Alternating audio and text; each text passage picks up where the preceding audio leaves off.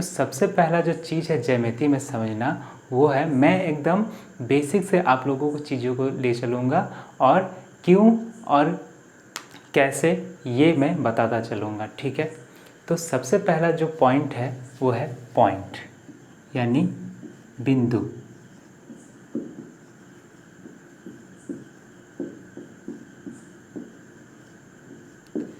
बिंदु किसे कहेंगे? बिंदु वो है जिसमें ना तो लंबाई हो, ना चौड़ाई हो, ना मोटाई हो, उसे हम लोग कहेंगे बिंदु। तो क्या ऐसा कोई चीज़ पॉसिबल है क्या जिसमें ना लंबाई हो, ना चौड़ाई हो, ना मोटाई हो? तो आप कहेंगे नहीं। तो उसी तरह हम अगर कहें कि अगर इस बिंदु को हम पूरा इस तरह फैला दें, पूरा इस बोर्ड में इस तरह करके हम फैलाते चलें, तो क्या एक प्लेन बनेगा? क्या एक समतल बनेगा? ये एक समतल बनेगा यानी एक तल बनेगा। तो ऐसा भी कोई चीज़ पॉसिबल है क्या जिसमें ना लंबाई हो, ना चौड़ाई हो, ना ऊंचाई हो? तो प्लेन भी ऐसा पॉसिबल नहीं है। तो बिंदु और प्लेन की परिभाषा हम लोग नहीं दे सकते, क्योंकि आप एक छोटा सा छोटा आप एक अपना कॉपी का एक पन्ना भी उठा के देखिए तो क्या है, उसमें थोड़ी तो मोटाई है। तो बिंदु और प्लेन की परिभाषा हम लोग नहीं दे सकते। लेकिन बिंदु क्या है? जिसमें ना मोटाई होनी चाहिए, ना लंबाई और ना ही चौड़ाई होनी चाहिए, ठीक है। अब देखिए, मान लीजिए आपको एक बिंदु दिया है और इससे बोला जाए रेखाखंड खींचना। तो एक बिंदु से याद रखिए असंख्य रेखाखंड हम लोग खींच सकते हैं। देखिए, जिधर चाहिए उधर आप खींचिए। एक बिंदु से असंख्य रेखाखंड खींची जा सकती है, असंख्य रेखाएं खींची जा सकती हैं। लेकिन दो बिंदुओं से, अगर दो बिंदुओं से बोला जाए तो सिर्फ एक रेखा ही पॉसिबल है, एक रेखा ही हम लोग खींच सकते हैं, ठीक है। अब ये रेखा क्या है, रेखाखंड क्या है और किरण क्या है, इसे समझते हैं। अब हम लोग बात करें किरण, रेखा और रेखाखंड क्या होता है, यानी रे। देखिए, अगर एक पॉइंट से कोई एक लाइन गुजरता है तो उसे कहते हैं किरण। और ऐसा कोई किरण जिसका ना एंडिंग पता हो और ना ही अंत, मतलब ये दोनों तरफ ही चलता जाए, दोनों तरफ ही इसका ना एंडिंग है ना स्टार्टिंग है, तो उसे कहेंगे हम लोग रेखा, यानी उसे कहेंगे लाइन। और इसी लाइन में से मान लीजिए आप एक भाग काट लेते हैं यहाँ से, और यहाँ से पकड़ के इस भाग काट लेते हैं, तो इसे कहेंगे रेखा खंड यानी लाइन सेगमेंट, ठीक है। तो आप समझिए किरण को कि आप एक टॉर्च लिए और टॉर्च से अगर आप दिखा रहे हैं तो वो जो उसकी किरण जो जा रही है वो किरण है। यहाँ पे रेखा, आप अगर स्टेशन पर हैं तो रेल की पटरी देखिए, रेल की पटरी देखिए, एक पटरी इधर भी आप देखेंगे तो अंत नहीं है उसका, उधर भी देखिएगा तो अंत नहीं है। और रेखाखंड क्या है, आप इस मार्कर को समझिए कि ये एक मार्कर क्या है, रेखाखंड है, ठीक है। तो अच्छा, उसके बाद आता है कोलिनियर पॉइंट्स क्या है, यानी सरेख बिंदुएं क्या होती हैं। ऐसी बिंदुएं, कितनी भी बिंदुएं, मैंने यहाँ 3 बिंदुएं बनाई हैं, उनका नाम दिया है ए, बी और सी। ये तीनों बिंदुएं देखिए एक ही लाइन पर है, तो इन्हें सरेख बिंदुएं कहेंगे। अगर और भी बिंदुएं इसी लाइन पर होती तो ये भी कोलिनियर पॉइंट्स यानी सरेख बिंदुएं होती। और ऐसा कोई पॉइंट जो एक रेखा पर ना हो उसे हम लोग कहेंगे असरेख बिंदुएं यानी नॉन कोलिनियर पॉइंट्स। तो असरेख जो बिंदुएं होती हैं उससे क्या हम लोग क्या बना सकते हैं, तो असरेख बिंदुओं से हम लोग एक सर्कल ड्राइंग कर सकते हैं। एक सर्कल यानी एक सर्कल उससे गुजारा जा सकता है, एक सर्कल को असरेख बिंदु से, ठीक है। यानी 3 असरेख अगर पॉइंट्स हो यानी नॉन कोलिनियर 3 पॉइंट्स हो तो उससे एक सर्कल गुजारा जा सकता है। इसे हम लोग साइक्लिक पॉइंट्स भी बोल सकते हैं, ठीक है। तो इसे मिटाते हैं और आगे बढ़ते हैं। अब हम लोग एंगल क्या है, एंगल किसे कहते हैं उसे समझते हैं। कि दो रेखा अगर किसी एक बिंदु पर आके मिल जाए तो उसे रेखा कहेंगे, उसे कोण कहेंगे, कोण यानी एंगल कहेंगे। यानी दो रेखाओं के बीच के झुकाव को क्या कहेंगे, एंगल। एंगल एक उभयनिष्ठ, यहाँ पर इसका वर्टेक्स होता है यानी कॉमन वर्टेक्स होता है, दो लाइन के कॉमन वर्टेक्स यानी उभयनिष्ठ शीर्ष होते हैं। तो इसे O नाम दे दे, इसे A नाम दे दे, इसे B नाम दे दे, तो ये AOB यानी एंगल AOB बना, इसे हम ऐसे भी लिख सकते हैं या फिर एंगल BOA ऐसे भी हम लोग इसे लिख सकते हैं। ये एक एंगल को दर्शाता है। अब एंगल कितने प्रकार के होते हैं और किस किस मान के होते हैं और इन्हें क्या कहा जाता है उन्हें देखिए। अगर एंगल में बनाऊं छोटा यानी एक्यूट एंगल किसे कहेंगे? एक्यूट एंगल होते हैं यानी न्यून कोण। न्यून कोण क्या होते हैं? ऐसे एंगल, मैं इसे एक थीटा देता हूँ। जैसे मैं किसी चीज़ को, जैसे हम लोग मैथ में मानते हैं x, वैसे एंगल को मैंने थीटा माना, तो ये थीटा क्या होना चाहिए? ये 90 से छोटा होना चाहिए, तो इसे हम लोग कहेंगे एक्यूट एंगल। अगर ये लाइन ऐसे एकदम स्ट्रेट हो जाए और एंगल क्या बन जाए? 90 डिग्री, यानी थीटा का वैल्यू अगर 90 डिग्री हो जाए तो इसे हम लोग कहेंगे क्या? राइट एंगल यानी समकोण।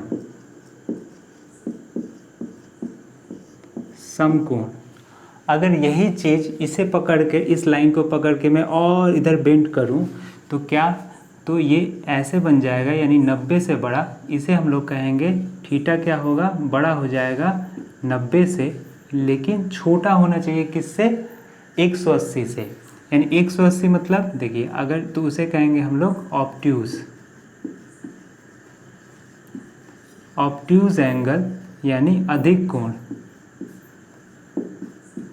उसे कहेंगे अधिक कोण। इसमें क्या है कि थीटा 90 से छोटा हो और 90 से बड़ा हो और 180 से छोटा होना चाहिए। इसके बाद अगर हम इसे और नीचे की तरफ टान के ले आएं तो ये क्या कुछ इस तरह दिखेगा। मतलब ये लाइन था, पूरा ऐसे नीचे ले आए तो ये क्या हो जाएगा? आधा सूरज हो जाएगा। इसे हम लोग कहेंगे 180, यानी 180 डिग्री हो गया, यानी ये हो गया क्या? Straight angle.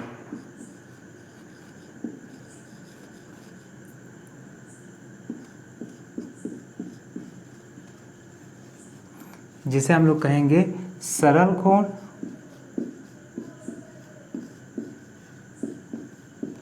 या फिर ऋजु कोण।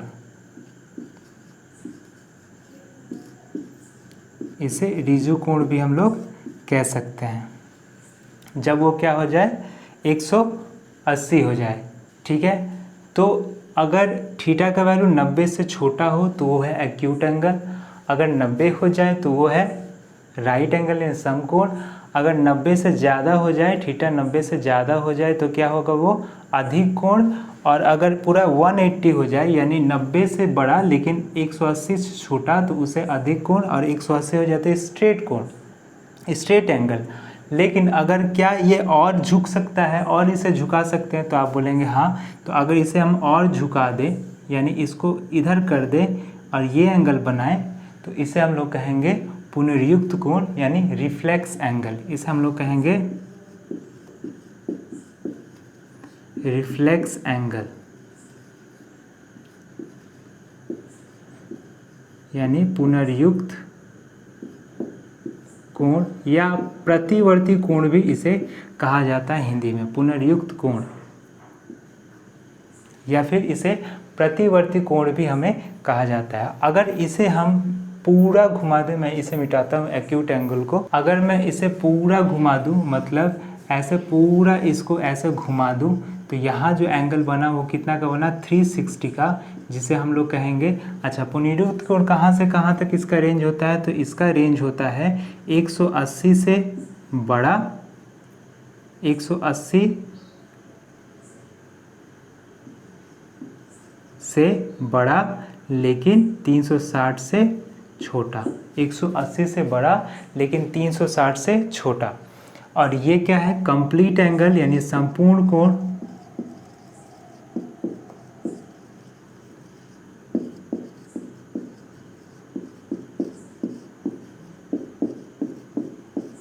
संपूर्ण कोण क्या होता है? 360 डिग्री, यानी पूरा इसे अगर हम पकड़ के पूरा लाइन को ऐसे घुमा के फिर इसी पर लाइन को मिला दें तो उसे क्या कहेंगे हम लोग? Complete angle.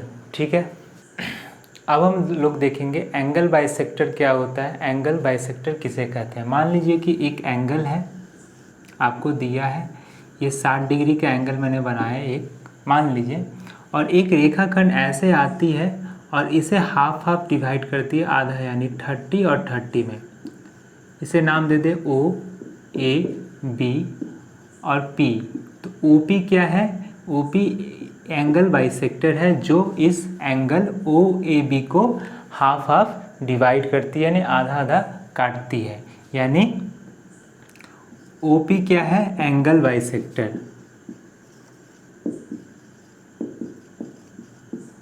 ओ पी क्या है, एंगल बाइसेक्टर, जिसे अर्धक भी हम लोग कह सकते हैं, अर्धक कह सकते हैं, ठीक है, एंगल बाइसेक्टर।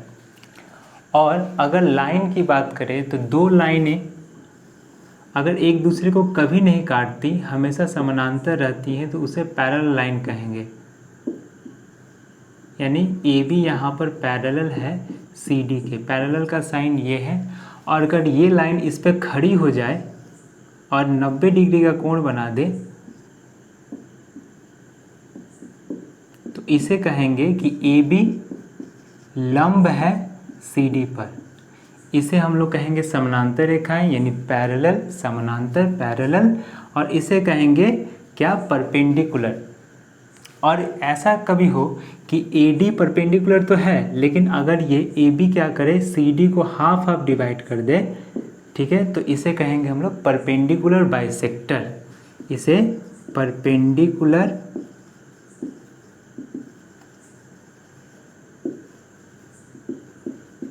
बाइसेक्टर यानी लंब समद्विभाजक, लंब समद्विभाजक इसे हम लोग कहेंगे अगर ये इसे आधा आधा काट दे, ठीक है। एक एक चीज़ों को आप लोग कॉपी में नोट करते जाइएगा, मैं एक एक चीज़ों को बहुत अच्छे से और धीरे धीरे बताता चलूँगा। इसके बाद हम लोग देखेंगे एंगल बाइसेक्टर हमने देखा, पैरेलल लाइन देखा, और हमने क्या देखा, परपेंडिकुलर लाइन देखा। अगर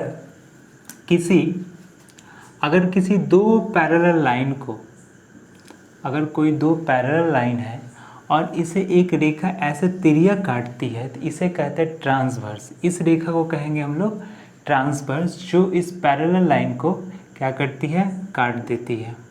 तो यहाँ आप लोग देख पा रहे हैं कि दो अगर रेखाएं कटती हैं तो आपस में झुकाव बनता है, यानी एंगल बनेंगे।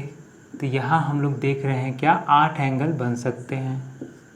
इन्हें अगर हम नाम दें 1 2 3 4 5 6 7 8, तो यहाँ करस्पॉन्डिंग एंगल बनेंगे, करस्पॉन्डिंग एंगल्स, करस्पॉन्डिंग यानी संगत कोण। संगत कोण कौन कौन होंगे, संगत कोण, तो संगत कोण होंगे 1 और 5। कैसे, अगर आप ये दोनों तो पैरेलल है, इस लाइन को उठाकर अगर आप इस लाइन पर रख दीजिएगा तो 5 कहाँ पर पहुंच जाएगा, एक ही जगह। यानी आप कह सकते हैं कि ये इसका संगत है और क्या है, बराबर है। यानी 1 और 5 हमेशा क्या होंगे, बराबर होंगे। उसी तरह 2 और 6 बराबर हैं, उसी तरह 3 और 7 बराबर होंगे, और उसी तरह 4 और 8 बराबर होंगे। इन्हें करस्पॉन्डिंग एंगल कहेंगे, ठीक है। उसके बाद है ये जो भीतर की तरफ एंगल देख रहे हैं, यानी 3 4 5 6, इन्हें कहेंगे इंटीरियर एंगल। इन्हें कहेंगे हम लोग इंटीरियर एंगल, यानी अंतःकोण। कौन कौन, तो 3 4 5 और 6। और जो बाहर की तरफ है उन्हें कहेंगे हम लोग एक्सटीरियर एंगल। कौन कौन,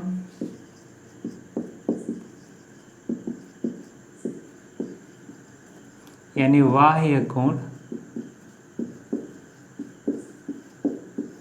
बाह्य कोण कौन कौन है, तो है 1 2 7 और 8। ये इंटीरियर एंगल्स हैं और बाहर वाले एक्सटीरियर एंगल्स हैं, ठीक है। तो अब देखिए यहाँ पे और एक प्रॉपर्टी है, मैंने क्या बताया, करस्पॉन्डिंग एंगल्स बराबर होते हैं। एक हमेशा 5 के बराबर होगा। क्यों बराबर होगा? क्योंकि अगर इसे मैं उठा के रख दूँ तो वो उसी पर चढ़ के बैठ जाएगा, इसलिए बराबर होगा। अब देखिए यहाँ पर एक एंगल बनता है, जो पेयर बनता है वो है ऑल्टरनेट। यानी ऑल्टरनेट एंगल क्या है कि 4 और 5 दोनों बराबर होंगे। कैसे? इसे मैं मिटाता हूँ।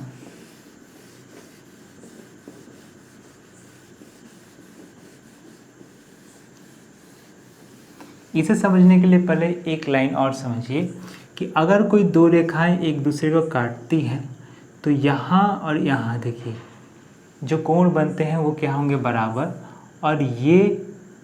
और ये जो कोण होंगे ये भी होंगे बराबर। इन्हें हम लोग वर्टिकली अपोजिट एंगल कहते हैं।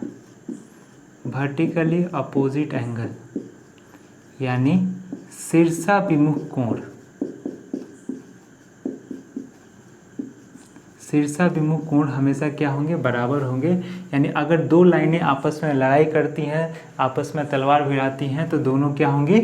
इक्वल होंगी। यानी ये इससे इक्वल और ये इससे इक्वल होंगे। अब आते हैं यहाँ कि ऑल्टरनेट एंगल क्या है। ऑल्टरनेट एंगल माने एकांतर कोण क्या है? ऑल्टरनेट एंगल समझिए कि अगर ये यहाँ ऑल्टरनेट एंगल,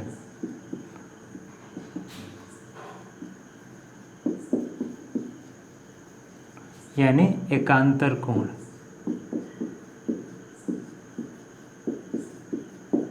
एकांतर कोण कौन कौन होते हैं? 4 और एंगल 5, ये एकांतर है और ये क्या होंगे? बराबर होंगे।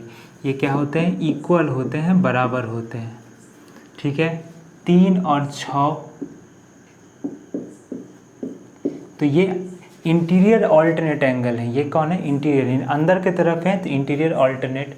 और इसी तरह एक्सटीरियर ऑल्टरनेट की बात करें तो एक का ऑल्टरनेट है 8 और 2 का ऑल्टरनेट है 7। ठीक है। ये इंटीरियर ऑल्टरनेट एंगल्स हैं, यानी अंतः एकांतर कोण बराबर होंगे और ये एक्सटीरियर अंतर यानी बाह्य एकांतर कोण भी आपस में बराबर होंगे। और ये बराबर क्यों होते हैं समझिए कि आपको मैंने बताया कि एक बराबर है 5 के, एक बराबर है 5 के और एक बराबर है 4 के। क्यों? यहाँ देखिएगा ध्यान से, तो 1 और 4 क्या हो रहे हैं? शीर्षाभिमुख कोण हो रहे हैं, वर्टिकली अपोजिट एंगल। तो एक बराबर हो गया 4 के और एक बराबर है 5 के, तो इसलिए 4 बराबर हो जाता है 5 के यहाँ से। ठीक है। इसलिए ऑल्टरनेट एंगल क्या होते हैं? बराबर होते हैं।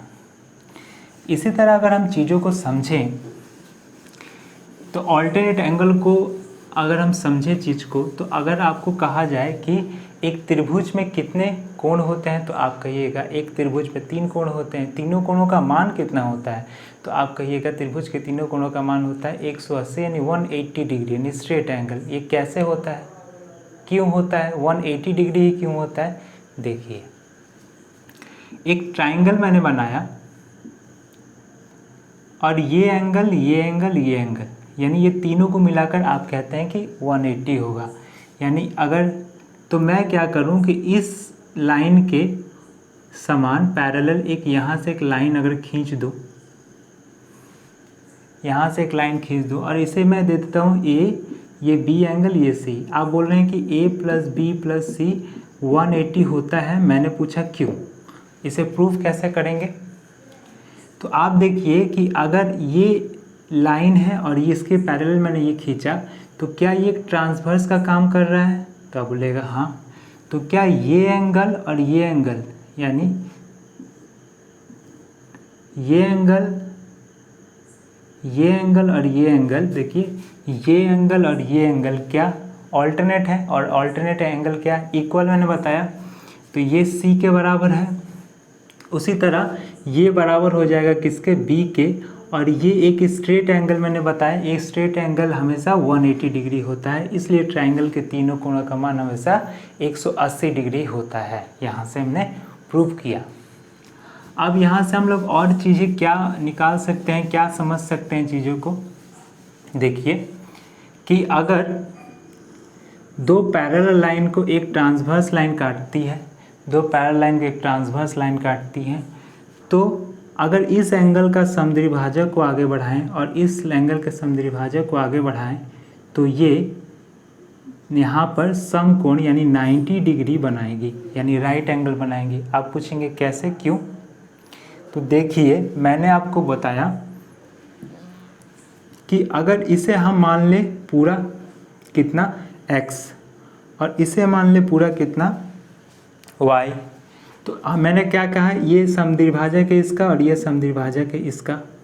तो ये अगर x माने तो ये है x/2 और ये भी है x/2, ये है y/2 और ये भी है y/2। यहाँ से एक लाइन अगर हम खींचते, यहाँ से एक लाइन खींच दे तो अच्छा, यहाँ पे मैंने नहीं बताया, ये कॉन्सिक्यूटिव एंगल जो एक ही साइड के दोनों तरफ जो एंगल होते हैं, यानी ये और ये, तो ये देखिए 180 होंगे। उसी तरह ये तो इसके बराबर है, यानी ये और ये भी 180 होंगे। यानी यहाँ से हम लोग बोल सकते हैं कि एंगल 4 प्लस एंगल 6 बराबर 180 होंगे। ये कॉन्सिक्यूटिव एंगल होते हैं। उसी तरह एंगल 3 और एंगल 5 क्या होंगे, 180।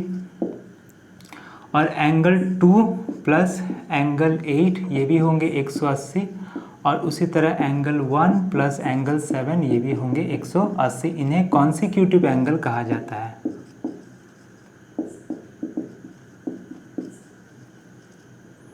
ठीक है, तो इसे समझिए ये कैसे 90 डिग्री आ रहा है।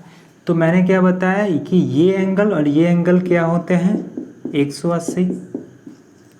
तो अगर मैं देखिए यहाँ से एक लाइन खींच दूँ और एक पैरेलल लाइन यहाँ से खींच दूँ, तो ये एंगल और ये एंगल क्या अल्टरनेट हुए। तो अगर ये x/2 है तो ये भी x/2 होगा, तो x/2। और ये y/2 है तो ये भी y/2 होगा। देखिए ये एक लाइन है, ये एक लाइन है, ऐसा काटता है, तो ये एंगल और ये एंगल अल्टरनेट एंगल होंगे, इसलिए ये प्लस y/2। तो कितना होगा, तो ये हो जाएगा x प्लस y/2, यानी x प्लस y कितना है, 180/2 यानी 90 डिग्री। यानी यहाँ पर अगर इसका समद्विभाजक खींचे यानी बाइसेक्टर, एंगल बाइसेक्टर टाने और ये भी एंगल बाइसेक्टर टाने, तो वो हमेशा 90 डिग्री पे जाकर मीट करेगा। ठीक है,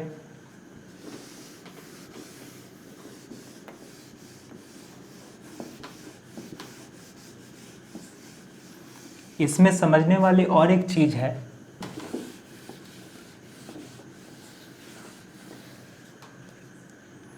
कि अगर इसे मिलाएं तो ये 90 डिग्री बनेगा इधर, और इधर भी अगर हम खींचे तो इधर भी 90 डिग्री बनेगा। तो ये क्या है, ये एंगल बाइसेक्टर है, ये भी एंगल बाइसेक्टर है, इधर भी एंगल बाइसेक्टर इसके और इधर भी एंगल बाइसेक्टर इसके। तो हम लोग बोल सकते हैं कि अगर इसका नाम दे ABCD, तो हमेशा ABCD क्या होगा, एक रेक्टेंगल होगा, यानी आयत होगा जब ये ट्रांसवर्स हो। लेकिन यही ट्रांसवर्स अगर सीधा हो, परपेंडिकुलर काट दे इसको, तो अगर यही परपेंडिकुलर काट दे तो, यानी यही अगर परपेंडिकुलर काट रहा हो यानी 90 डिग्री बना रहा हो, तो ये जो एंगल बाइसेक्टर तो 90 डिग्री होगा ही, प्लस यहाँ जो ABCD होगा ये क्या होगा, ये एक स्क्वायर बनाएगा, यानी ABCD क्या होगा, एक स्क्वायर, यानी एक वर्ग बनेगा, एक वर्ग बनेगा। ठीक है, जब ये क्या हो, यहाँ पर इस बाइसेक्टर को मिलाने वाली रेखा यहाँ से बने, तो इसे मिटाते हैं।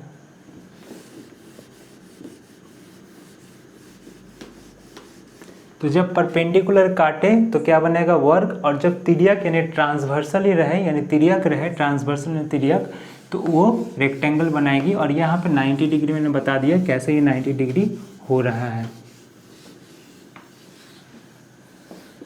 अब समझिए कि ये 180 दो एंगलों को जोड़कर, जैसे अगर कोई भी दो एंगल को जोड़कर, जैसे मैं बोलूँ कि 45 प्लस 45 कितना होता है, तो आप बोलिएगा 90 डिग्री। तो ऐसे दो एंगल जिन्हें जोड़ के हम क्या कर सकते हैं 90 डिग्री बना सकते हैं, उन्हें हम लोग कहते हैं कॉम्प्लीमेंट्री एंगल।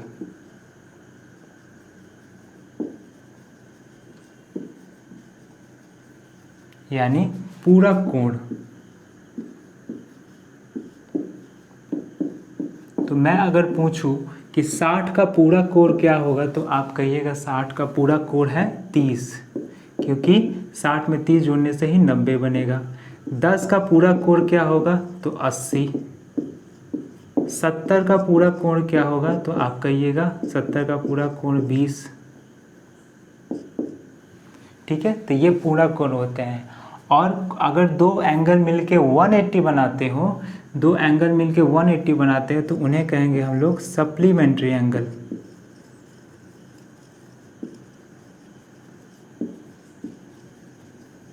यानी समपूरक कोण।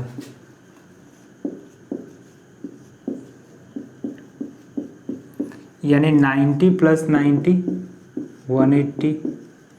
100 का समपूरक कोण यानी सप्लीमेंट्री क्या होगा, तो बोलिएगा 80। वैसे पूछे 120 का तो 60। इस तरह ये समपूरक कोण होते हैं, यानी सप्लीमेंट्री एंगल होते हैं। तो दो कोणों को जोड़ के अगर 90 डिग्री आता हो, sum of the two angles 90 degree, तो वो complementary, and the sum of the two angles are 180 straight angle, तो वो है सप्लीमेंट्री एंगल। ठीक है, आगे बढ़ते हैं। अब हम लोग पॉलीगन की तरफ चलेंगे और समझेंगे पॉलीगन यानी बहुभुज क्या होते हैं और कैसे होते हैं। देखिए,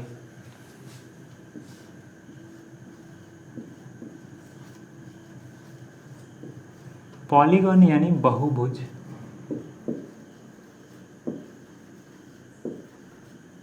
बहुभुज समझिए ऐसा कोई शेप, ऐसा कोई आकृति जो घिरा हुआ हो, बंद हो, उसे हम लोग पॉलीगन कहते हैं। और इसमें कितनी आकृति होती है, कितनी भुजा होती है, तो आप बोलिएगा कम से कम तो 3 भुजा तो होनी चाहिए, नहीं तो कुछ कोई घेराव ही नहीं बनेगा। आप 2 भुजा से कैसे कुछ कोई को घेर लेंगे, नहीं घेर पाएंगे। कम से कम आपको कितनी भुजा चाहिए, 3। तो सबसे छोटा पॉलीगन क्या होता है, त्रिभुज, यानी उसे कहेंगे हम लोग ट्राइंगल। उसके बाद बात करें तो क्वाड्रिलेटरल, 4 भुजा हैं तो क्वाड्रिलेटरल।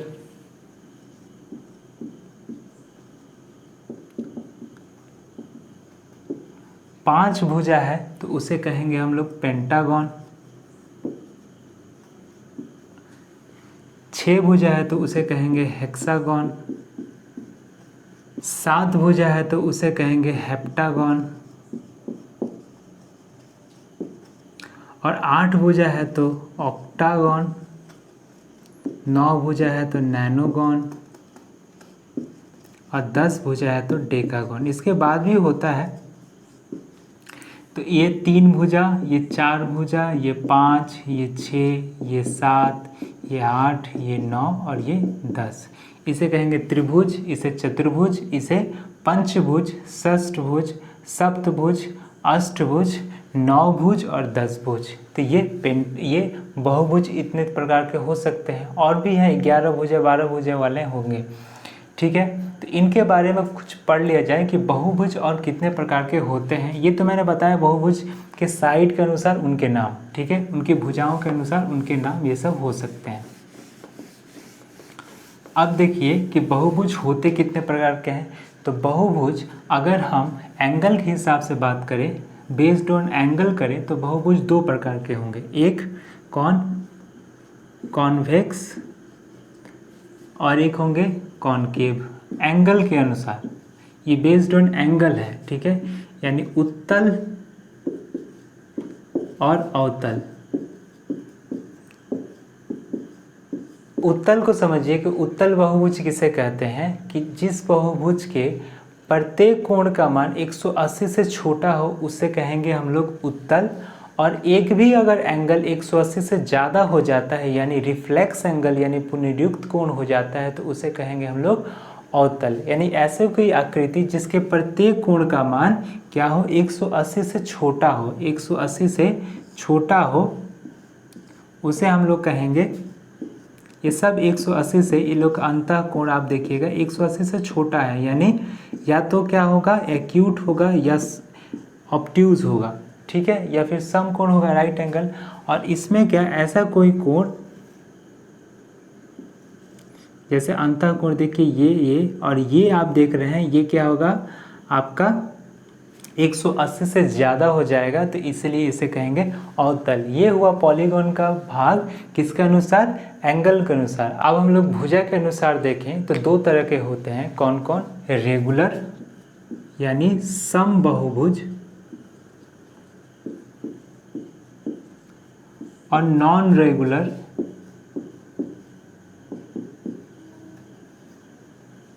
यानी विषम बहुभुज, विषम बहुभुज।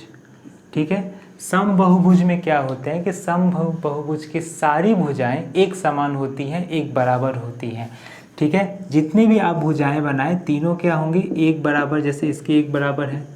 और चार अगर बनाते हैं तो चारों एक समान होंगी, ये लोग चारों एक समान होंगी। लेकिन इसमें क्या होता है, अलग अलग हो सकती हैं, तीनों अलग अलग, ये जितनी भी हम भुजाएं बनाएं सारी अलग अलग हो सकती हैं, या दो बराबर या एक अलग होंगी। लेकिन इसमें सारे कोण, सारे भुजा, सारे साइड्स और सारे एंगल्स क्या होगा, इक्वल होगा। All are equal, side and angles are equal. And here क्या होगा, कोई भी साइड इक्वल नहीं होता है, या फिर एक साइड दो साइड अलग हो सकता है।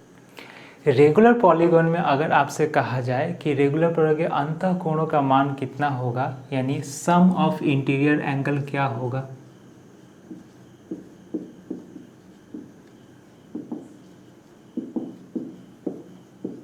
यानी अंतः कोणों का योग क्या होगा, तो वो हमेशा होता है n-2 इंटू 180। मैंने क्या बताया कि अंतः कोण का मान n-2 इंटू 180, पर मैंने ये भी बताया कि प्रत्येक अंतः कोण बराबर होते हैं, तो ईच इंटीरियर एंगल क्या होगा, ईच इंटीरियर एंगल क्या होगा, तो आप कहेंगे n-2 इंटू 180 बाई n। तो मान लीजिए एक ट्राइंगल है जिसका तीनों साइड बराबर है, तो इसमें भुजाओं की संख्या कितनी है, तो आप बोलेगी भुजाओं की संख्या 3 है, तो इसके अंतः कोणों का योग कितना होगा, तो n-2 इंटू 180 यानी कितना 180। और प्रत्येक भुजा कितनी होंगी, तो 180 बाई n यानी 3 यानी 60 डिग्री, यानी ये 60 डिग्री होगा। यही n बराबर अगर 6 हो, तो यानी यहाँ सभी भुजाएं एक दूसरे के बराबर होगी, तो यहाँ अंतः कोणों का योग कितना होगा, तो आप बोलिएगा n यानी 6 माइनस 2 इंटू 180 यानी 4 इंटू 180 यानी 720।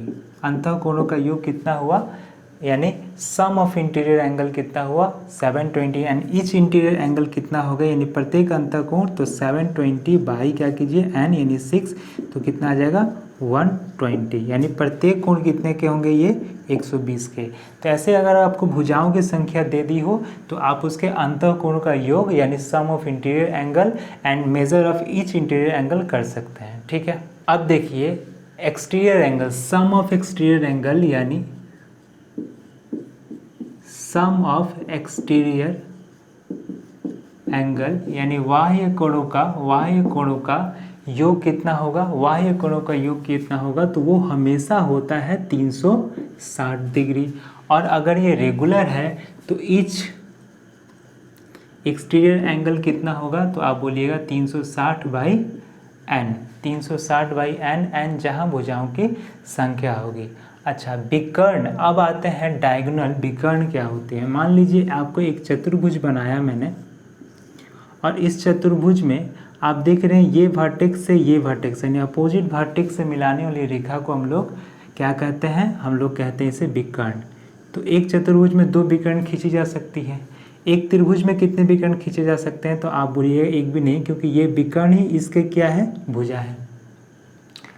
तो एक विकर्ण खींचने के लिए कम से कम एक पॉलीगॉन में 4 भुजा होनी जरूरी होती है। तो पॉलीगॉन के विकर्णों की संख्या हम कैसे निकाल सकते हैं, तो पॉलीगॉन के विकर्णों की संख्या यानी नंबर ऑफ डायगोनल्स यानी विकर्णों की संख्या विकर्णों की संख्या होती है कितनी, तो n-3/2। देखिए अगर मैंने बनाया एक चतुर्भुज यानी क्वाड्रिलेटरल, तो इसमें कितने हो रहे हैं 2, तो आप यहाँ n की जगह 4 रखिए, 4 - 3/2। देखिए 4 × 1/2 यानी कितने आ गए 2। ऐसे अगर मैं क्या बनाता पेंटागन यानी पंचभुज, तो वहाँ पे भी आप विकर्णों की संख्या को निकाल सकते थे। तो इस तरह के भी क्वेश्चन आपको पूछे जा सकते हैं छोटे छोटे, ठीक है। उसके बाद आता है कि अगर रेगुलर पॉलीगन में हमने सीखा sum of the interior angle और sum of the exterior angle, each interior angle निकालना और ईच एक्सटीरियर एंगल निकालना, नंबर ऑफ डायगोनल्स निकालना। लेकिन अगर एरिया भी पूछ ले तो एरिया अभी यहाँ से हम लोग बस एक फॉर्मूला की तरह याद कर लेते हैं, बाद में इसे हम लोग और एक्सप्लेन करके समझेंगे कि ये चीज़ें कैसे आई। तो एरिया ऑफ पॉलीगन कोई भी होता है तो आप उसे लिखिए क्या, n/4 a² cot 180/n, जहाँ n क्या है, नंबर ऑफ साइड्स है, नंबर ऑफ साइड्स, और a क्या है, length of side, length of sides है, ठीक है, लेंथ ऑफ साइड्स है। तो अगर आप यहाँ नंबर ऑफ साइड्स रख दीजिए, यहाँ भुजा अगर दिया हुआ है भुजा की लंबाई वो रख दीजिए, तो आपका एरिया ऑफ पॉलीगन, किसी भी एरिया कोई भी पॉलीगन का, या तो वो ट्राइंगल हो या फिर वो क्वाड्रिलेटरल हो, पेंटागन हो, अगर वो रेगुलर है, एरिया ऑफ रेगुलर है, तो उसका हम लोग यहाँ से निकाल सकते हैं एरिया, ठीक है। आप लोग इसका स्क्रीनशॉट ले रहिएगा या फिर कॉपी में लिख लीजिएगा। ये सारी चीज़ें हम लोग एक एक चीज़ करके पढ़ेंगे, और मैंने सबसे छोटी से छोटी चीज़ आपको बताई। मैं आपको एक लास्ट चीज़ और बताता हूँ, वो है उलर्स फॉर्मूला।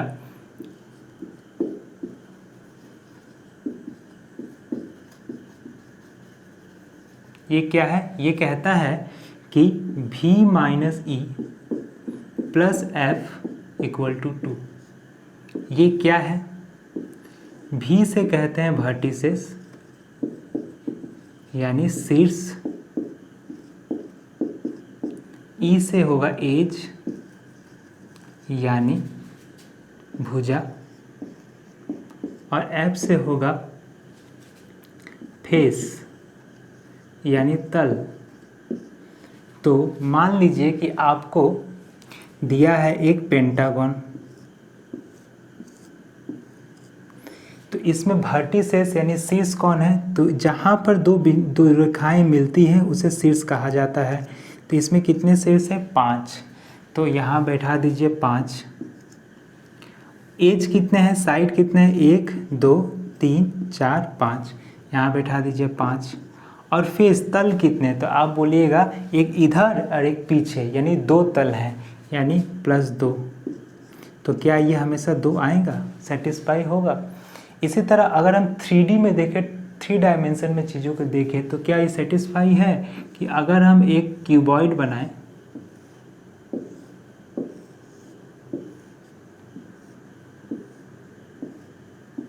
तो यहाँ वर्टिसेस कितने हैं, तो 1 2 3 4 5 6 7 8, यानी 8 वर्टिसेस है।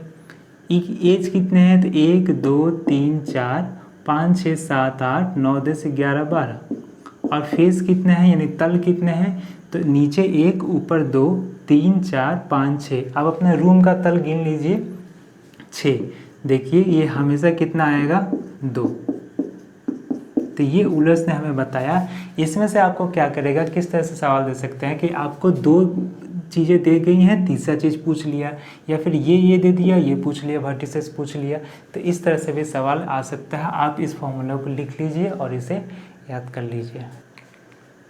आज के लिए इतना ही। अगले वीडियो में हम लोग ट्राइंगल के साथ मिलेंगे और ट्राइंगलों का क्लासिफिकेशन करेंगे, और उससे जुड़े जितने भी थ्योरम्स हैं हम लोग पढ़ेंगे। तब तक के लिए पढ़ते रहिए और सेफ रहिए। बाय।